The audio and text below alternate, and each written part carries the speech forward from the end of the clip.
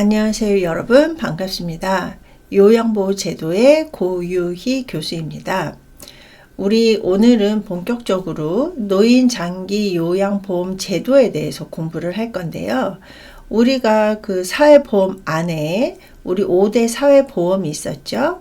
그 중에 우리하고 밀접한 관계가 있는 이제 노인복지 안에 노인장기요양보험 제도에 대해서 공부를 해볼 건데요. 우리 일단 노인장기요양보험 제도의 목적이 있었죠. 우리 지난주 말에 잠깐 공부했었는데, 일단은 노인분들이고 장기 오랫동안 이제 돌봐드려야 되는 건데요. 일단 고령이나, 그러니까 나이가 많으시거나 노인성 질병, 우리 노인성 질병은 세 가지가 있다라고 말씀드렸었어요. 그래서 치매, 파킨슨, 뇌혈관성 질환, 이런 노인성 질병 등의 이유로 인해서 혼자서 일상생활을 이제 수행하기 어렵다라고 인정되는 노인 등, 왜냐면 일단 고령은 65세 이상이고 노인성 질병에 걸린 65세 이하이신 분들도 계시기 때문에 우리가 노인 등이라고 명칭을 사용을 합니다.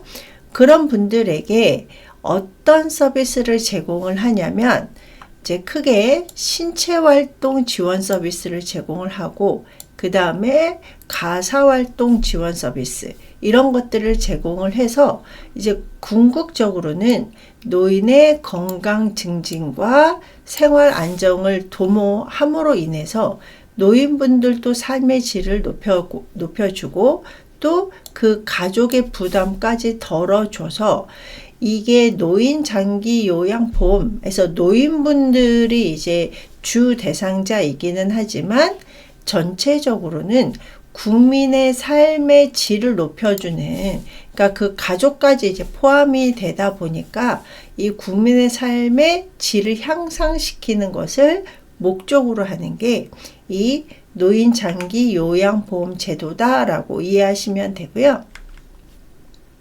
자, 우리 노인장기요양보험 제도에서 사업자하고 보험자에 대해서 살펴봤었는데, 보험자라는 거는 보험료를 이제 받고 또 필요할 때 서비스를 제공한 거에 대해서 이제 그 금액을 이제 부담하는 이런 이제 자들을 이제 보험자라고 하는데, 노인장기요양보험의 보험자는 국민건강보험공단이다 이렇게 되어 있는데, 제가 기본적으로는 공단이다 라고 말씀을 드렸었어요.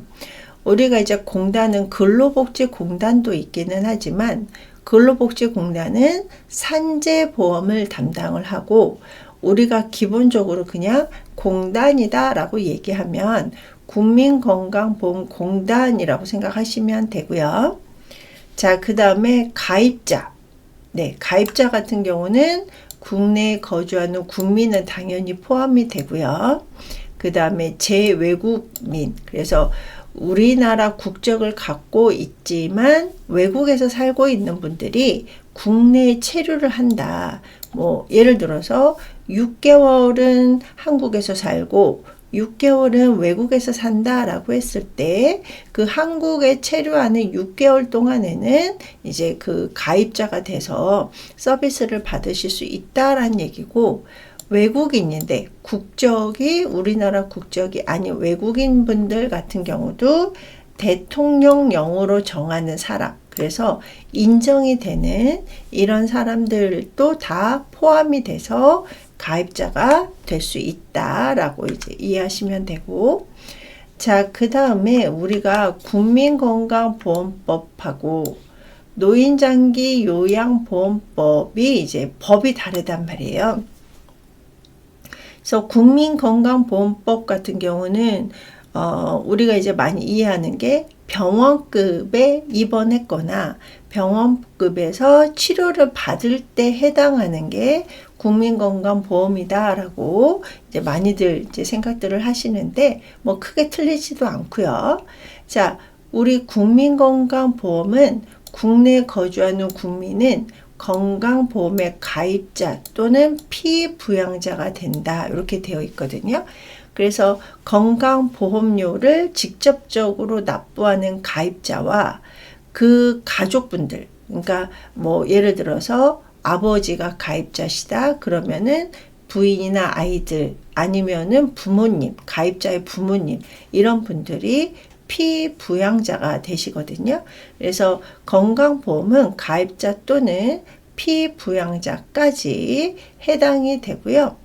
그 다음에 이게 이제 일반 건강보험도 있지만 의료급여법에 따라서 의료급여를 받는 사람도 있거든요. 그래서 우리가 이런 분들을 의료급여 수급자, 수급이라는 거는 받는 이제 그 의미라고 생각하시면 되는데, 이런 의료급여 수급자라던가 아니면은 국가유공자의 예우를 받는 이런 의료보호를 받는 사람들까지가 이제 건강보험법에 해당하는 거고요.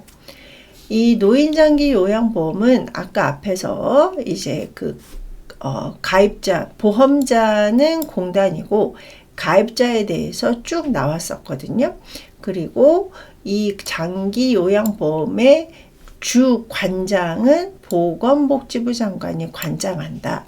이제 책임을 지고 모든 일을 이제 맡아서 하는 이런 사람을 이제 관장이라고 한단 말이에요. 그래서 이 노인장기 요양보험은 보건복지부 소속으로 이루어지게 되는 거고요. 그 다음에 아까 앞에서 가입자에 대해서 나왔었는데, 이 가입자의 이 장기요양 인정의 신청 자격을 보시면 일단은 위에서 건강보험도 가입자와 피부양자가 있었단 말이에요. 근데 이것도 마찬가지로 장기요양보험의 가입자 또는 그 피부양자가 해당이 되고, 아까 위에서 얘기한 것처럼 의료급여 수급자라던가 이런 분들도 다 이제 신청을 하실 수가 있게 되고요. 자, 그 다음에 우리 지난주에 이 노인장기 요양보험의 기본 구조와 절차를 잠깐 하다가 이제 마무리가 됐는데, 일단은 수급자, 가입자가 되는 거죠. 그래서 서비스를 받는 사람이 있고, 국민건강보험공단이 있고요. 그 다음에 장기요양기관, 이렇게 세 대상자가 이제 원활하게 이루어지게 되는 게 이 노인장기 요양보험인데, 일단은 수급자이신 분들 같은 경우는 공단에다가 보험료를 납부를 하겠죠. 그래서 보험료를 납부를 하고, 그 다음에 공단에서는 이제 등급 판정을 내고, 그 다음에 등급 판정을 내는 과정에서 개인별 장기요양 이용 계획서라는 거를 이제 이용을 하게 되는 거죠. 그래서 이 공단 같은 경우는 수급자가 이제 신청을 하게 되면은 방문 조사를 나간단 말이에요. 우리 뒤에서 자세하게 하겠지만, 방문 조사를 나가서 조사한 내용을 가지고 이 개인별 장기 요양 이용 계획서라는 거를 이제 만들게 되고요. 그 다음에 어르신들이 서비스를 받으실 때, 서비스 이용을 할 때 조금 더 원활하게 받으실 수 있도록 지원 같은 거를 해주는 게 공단이 되고요. 그 다음에 수급자는 직접적으로 서비스를 받는 거는 이 장기 요양 기관에 되는 건데요. 이 장기 요양 기관은 크게 재가급여가 있고 시설급여로 나뉘는데요. 자, 재가급여 같은 경우는 집에 머무르면서 받는 서비스, 그래서 6가지가 있고요. 시설급여는 시설에 입소해서 받는 서비스, 그래서 2가지가 있는데, 자, 재가급여 같은 경우는 이제 방문 요양이라는 게 있고요. 그래서 가장 많이 또 이용하고 이제 서비스를 받는 게 방문 요양이 되겠고요. 그 다음에 방문 요양을 받으면서 방문 목욕을 신청을 해가지고 목욕 서비스를 받기도 하고, 그 다음에 간호처치가 필요하신 분들한테 방문 간호, 그래서 뭐 예를 들어서 비위관 영양을 하신다, 입으로 식사하기 어려우셔서 우리가 일본 이제 그 비위관을 콧줄이라고 한단 말이에요. 그래서 관을 코에 삽입을 해서 위까지 도달하게 한 다음에 영양액을 이제 드리는 것을 이제 비위관이라고 하는데, 이 비위관 튜브 같은 경우가 한번 삽입한다고 해서 영구적으로 사용하는 게 아니란 말이에요. 그래서 우리가 이제 정기적으로 교환을 할 수 있어야 되는데, 이제 그때마다 병원에 가시기 어려우신 분들, 그런 분들을 위해서 방문 간호를 이제 시행을 하게 되고요. 그 다음에 주 야간 보호라고 되어 있는데, 이 주 야간 보호는 주간 보호 서비스와 야간 보호 서비스, 그래서 하루 중 일정 시간 동안 센터에 가서 서비스를 받는 거고요. 뒤에서 조금 더 자세하게 할 거고요. 자, 그 다음에 단기 보호 서비스가 있어요. 그래서 일정 기간 동안 이제 서비스를 센터에서 받게 되는 거고, 나머지 기타 재가급여라고 해서 여기 보시면 복지용구를 제공한다라고 되어 있거든요. 그래서 어르신이 뭐 예를 들어서 욕창 예방 매트리스가 필요하다, 아니면은 이제 뭐 수동 침대나 전동 침대가 필요하다, 뭐 아니면은 미끄럼 방지 용품 이런 것들이 필요하다라고 했을 때 그런 서비스를 지원해 주는 게 이 기타 재가급여에 속한다라고 이제 생각하시면 되고, 자, 그 다음에 시설급여 같은 경우는 여기 노인 요양 시설이 있고, 노인 요양 공동생활 가정 또는 노인 공동생활 가정, 이런 것들이 있는데, 요양 시설과 공동생활 가정의 차이점은 대상자의 수거든요. 그래서 대상자, 어르신들이 10인 이상, 10명 이상 입소해서 서비스를 받으시면 노인 요양 시설이 되는 거고, 5명에서 9명까지 입소해서 생활을 하시는 거는 우리가 노인 공동생활 가정이라고 합니다. 그래서 어르신들이, 수급자이신 분들이 서비스 신청 및 계약을 장기 요양 기관으로 하고, 그 다음에 본인 부담금을 부담하면서, 그래서 우리 재가급여 같은 경우는 본인 부담금이 15%고, 시설급여 같은 경우는 본인 부담금이 20%거든요. 그래서 수급자이신 분들은 이 본인 부담금을 부담하면서 서비스를 받게 되는데, 이 장기 요양 기관에서는 가정으로 방문을 한다던가, 그러니까 재가급여를 이제 제공을 한다던가, 시설에 입소하신 분들 서비스를 제공을 이제 가입자에게 하게 되는 거죠. 그리고 이제 공단에서는 만약에 요양기관에서 본인 부담금을 제외한 비용에 대해서 여기 보시면 청구를 하게 되어 있죠. 장기 요양기관에서 급여를 청구를 하게 되면 공단에서는 급여비용 심사, 급여비용 심사는 우리가 심사평가원이라는 곳으로 이제 위임을 했단 말이에요. 그래서 그쪽에서 심사를 하면 그 심사 결과에 따라 가지고 장기 요양기관에 돈을 지급을 해줘야 되는 곳이 이제 국민건강보험공단이 되는 거고, 그 다음에 우리 아까 앞에서 보건복지부 장관이 관장한다라고 했었잖아요.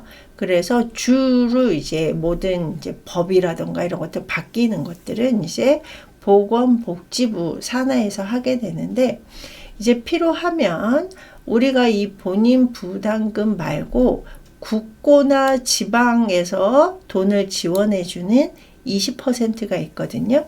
그런 것들은 이제 여기 보건복지부나 시도, 시, 군, 구에서 지원을 해주게 되어 있습니다. 그래서 기본적인 구조와 절차, 그래서 수급자는 장기 요양기관에 서비스를 신청을 하고 나서 계약을 맺은 다음에 본인 부담금을 부담을 하면서 서비스를 받게 되는 거고, 보건복지부 같은 경우는 공단에다가 이제 20%의 이제 그 국비 지원 이런 것들을 해주게 되는 거고요. 수급자 같은 경우는 처음에 인정 신청을 할 때는 장기요양기관에 하는 곳이 아니라 국민건강보험공단에다가 신청을 하고, 거기에서 등급 판정을 받으면 이제 장기요양 인정서하고 개인별 장기요양 이용 계획서를 받아서 서비스를 이제 받게 되시는 거죠. 자, 이 절차에 대해서는 뒤에서 하나하나 설명을 하면서 또다시 또 언급을 해 드리도록 하겠습니다. 자, 장기요양급여의 대상자이신 분들, 아까 이제 목적에서도 잠깐 나왔는데, 이 수급자이신 분들, 서비스를 받으시는 분들은 고령, 우리가 고령은 기본적으로 노인 나이 기준으로 해서 65세 이상인 자 또는 65세 미만이지만 노인성 질병을 가진 자, 물론 65세 이상이신 분들도 노인성 질병을 가진 분들이 대다수이기는 하지만, 나이 기준으로 해서 65세 미만, 그러니까 64세, 63세, 50세, 이런 이제 그 나이가 이제 노인 기준보다는 어리지만 노인성 질병에 가진 이런 분들도 다 수급자가 되실 수가 있다. 근데 이런 분들 중에 모든 분들이 아니라 거동이 불편하거나 아니면은 인지가 저하돼서, 우리가 이제 인지가 저하되는 게 치매라던가 파킨슨 이런 것들이 이제 인지가 저하된단 말이에요. 그래서 이제 기억력이라던가 판단력, 추리력 이런 것들이 이제 줄어드는 것을 인지가 저하됐다라고 하고요. 인지 기능 저하, 인지 기능 장애 이런 식으로 이제 단어를 사용을 합니다. 그래서 저희 수급자이신 분들, 대상자이신 분들은 기본적으로 65세 이상이신 분들이 대다수고, 그 다음에 65세 이하이지만 미만이지만 노인성 질병을 가져서 이제 거동이 불편하다라는 것은 혼자서 생활하기 어려우신 분들, 그리고 인지가 떨어지셔서 이제 조건은 이거죠. 6개월 이상의 기간 동안 혼자서는 일상생활을 이제 수행하기 어렵다. 그러니까 혼자 살기는 어렵다라고 인정되는 이런 분들이 저희 대상자가 되신다. 우리 대상자는 어르신이라고 이제 그 통칭을 한다라고 했었어요. 그래서 어르신이신 분들은 보통 이제 나이가 많으신, 나보다 나이가 많으신 분들을 높여서 어르신이라고 하고요. 자, 그 다음에 여기 이제 노인성 질병의 3가지에 대해서 아까도 말씀드렸는데, 우리 치매, 그 다음에 뇌혈관성 질환, 우리 뇌혈관성 질환이신 분들이 많이 갖고 있는 증상이 편마비, 한쪽이 마비가 돼서 혼자서 생활하기 어려우신 이런 분들이 많으시고, 그 다음에 파킨슨에 걸린 이런 분들, 그래서 노인성 질병은 대통령령으로 정하는 질병이다. 이런 식으로 이제 명시가 되어 있습니다. 자, 우리 앞에서 노인성 질병이라고 해서 치매, 파킨슨, 뇌혈관성 질환이라고 했는데, 우리 치매도 종류가 여러 가지가 있거든요. 근데 이제 대표적인 게 알츠하이머 치매가 있고, 혈관성 치매라고 되어 있는데, 이 혈관성이 보통 뇌에 해당하는 혈관에 이제 그 문제가 생겼을 때 치매에 걸리기 때문에 그냥 혈관성 치매라고도 하고 뇌혈관성 치매라는 말도 써요. 자, 그 다음에 달리 분류된 기타 질환에서의 치매라고 해가지고 우리 뭐 수두증에 의한 치매, 그 다음에 뭐 파킨슨성 치매 뭐 이런 식으로 다른 질환에서의 치매도 있고 상세불명, 그러니까 무슨 치매인지 분류하기 어려운, 그러니까 무엇 때문에 치매에 걸렸는지 모르는 이런 것들을 상세불명이라는 단어를 사용을 하거든요. 그래서 치매인데 이런 이제 알츠하이머나 혈관성 달리 분류된 질환에서의 치매 이거 말고 모든 치매를 그냥 상세불명의 치매라고 하고요. 이제 알츠하이머의 치매 똑같이 이제 알츠하이머병도 이제 치매에 해당이 되는 거고, 자, 그 다음에 우리 뇌혈관성 치매라고 했었잖아요. 내 뇌혈관이 크게 혈관이 터졌냐, 혈관이 막혔냐, 이런 것들을 이제 뇌졸중이라고 하면서 뇌혈관성 질환이라고 하는데요. 자, 여기 보면 이제 출혈인데 지주막하, 우리가 이제 여기가 이제 두피가 있고 두개골이 있단 말이에요. 근데 여기에 이제 또 세 개의 층이 있어요. 세 개의 층이 있는데 사실 우리가 이제 정확하게 알 필요는 없는데 이 지주막, 우리 지주막을 거미막이라는 말도 쓰는데 요 밑에로 해가지고 출혈이 생기는 것들을 이제 뇌혈관성 질환에 이제 속해지는 거고, 뇌 안에 이제 출혈이 발생을 하는 거고, 또 여기 보시면 기타 비외상성 두개뇌 출혈이라고 되어 있거든요. 이게 조금 어렵기는 하지만 뭐 또 크게 중요하지는 않지만 교재에 이제 이 질병명이 되어 있기 때문에 그래도 이제 정확하게 자세하게는 몰라도 아, 이게 속하는구나 정도는 이해하실 수 있어야 되겠죠. 우리가 뇌혈관성 치매를 노인성 질병에 포함이 되잖아요. 근데 이렇게 외상은 다치는 거거든요. 그래서 다쳐서 출혈이 생기는 거는 노인성 질환이라고 하지 않는데요. 그래서 비외상성, 다치지 않았는데 뭐 예를 들어서 고혈압이라던가 아니면은 뇌경색으로 인해서 출혈이 발생하는 이런 비외상성 출혈에 해당이 된다. 자, 그러면 만약에 우리가 문제를 풀 때 어떤 사람들이 등급 신청을 할 수 있느냐라고 문제가 나왔을 때 치매 되죠. 파킨슨 되고 뇌혈관성 질환, 내 뇌혈관성 질환에다가 뭐 뇌 출혈이라고 한다던가 뇌경색 뭐 이런 식으로 하면 다 되는데, 뭐 교통사고로 인한 뇌출혈 이렇게 되면은 이거는 저희 대상자가 될 수 없다, 이렇게 이해하셔야 돼요. 왜냐면 외상, 다친 거는 해당이 안 되기 때문에 그런 거고요. 자, 이거는 잘 기억을 해 주시고요. 자, 그 다음에 뇌경색. 경색이라는 거는 딱딱하게 굳은 건데, 이 혈관이 이제 혈류가 그러니까 혈액순환이 잘 돼야 되는데, 딱딱하게 굳거나 그 안에 찌꺼기들이 쌓여서 혈관이 막혀 있어서 제대로 이제 혈액이 왔다 갔다 하지 못하면서 문제를 발생시키는 것을 뇌경색이라고 하고요.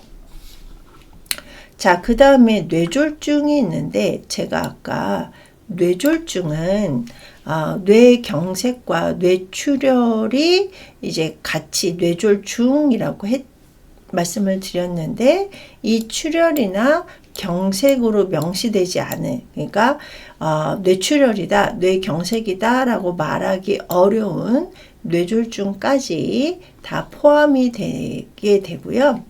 이거는 이제 한국 표준 질병 사인 분류라고 해가지고 이거는 이제 우리가 잘 모르셔도 됩니다. 질병 코드도 잘 모르셔도 됩니다. 우리가 기억하셔야 되는 거는 질병명에 어떤 것들이 포함이 되느냐. 그래서 뭐 치매, 뇌출혈, 뭐 뇌출혈에는 이제 뇌경색까지 포함이 되고 이런 것들만 좀 기억하시면 될 것 같고요. 자, 그 다음에 이제 뇌경색에서도 뭐 뇌전동맥, 뇌의 이제 동맥의 폐쇄, 이제 좁아지는 게 이제 좁아지는 건 협착이고요.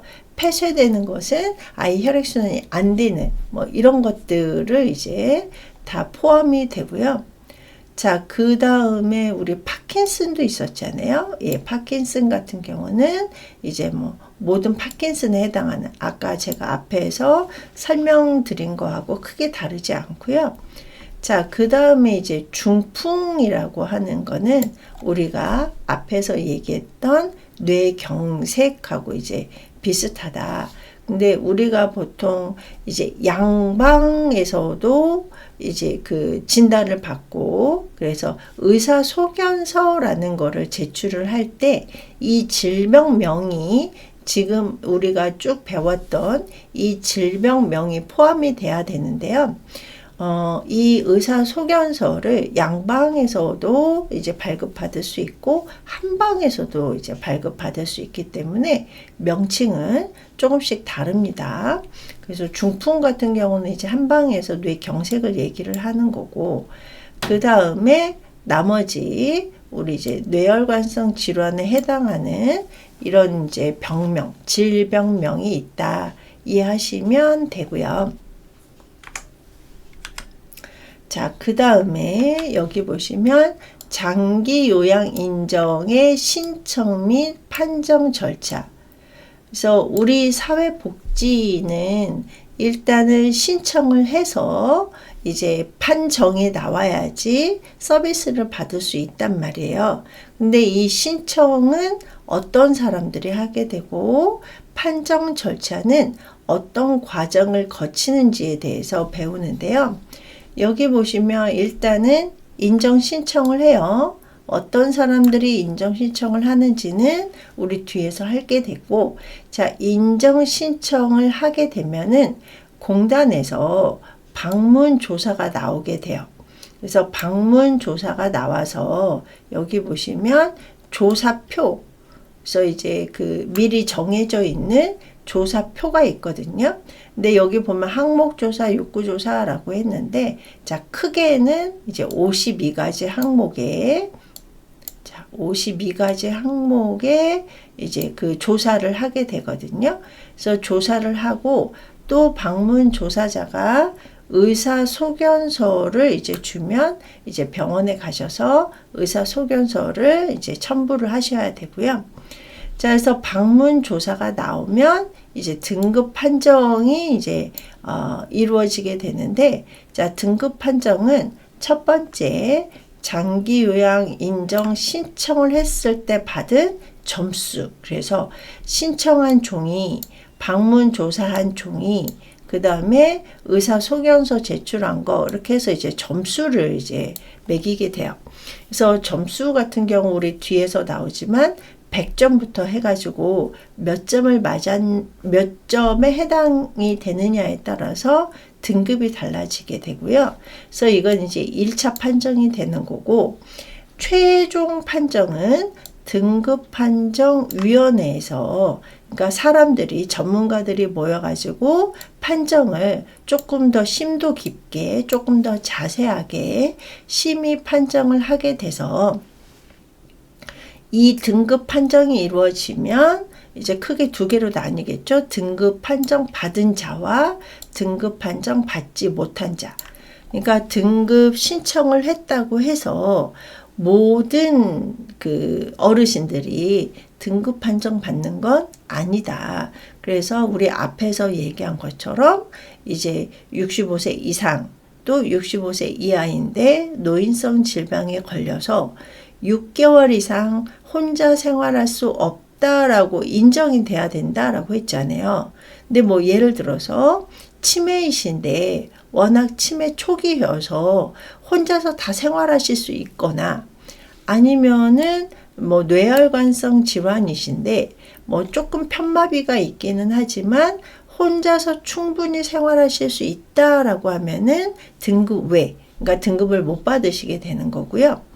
우리 앞에서 점수가 산정된다라고 했잖아요. 그 점수에 따라서 1등급부터 5등급까지가 되고, 여기 보시면 인지 지원 등급이라고 해서 치매 초기이신 분들, 인지 지원이 필요하신 분들까지 추가로 이제 등급이, 그래서 저희 어르신들은 이제 6등급이 있는 거죠. 1등급부터 5등급, 그 다음에 인지 지원 등급까지 해가지고 이 절차에 따라서 저희 어르신들이 이제 그 신청을 받아가지고 등급이 판정받으면 그 다음에 서비스를 받게 되시는 거죠.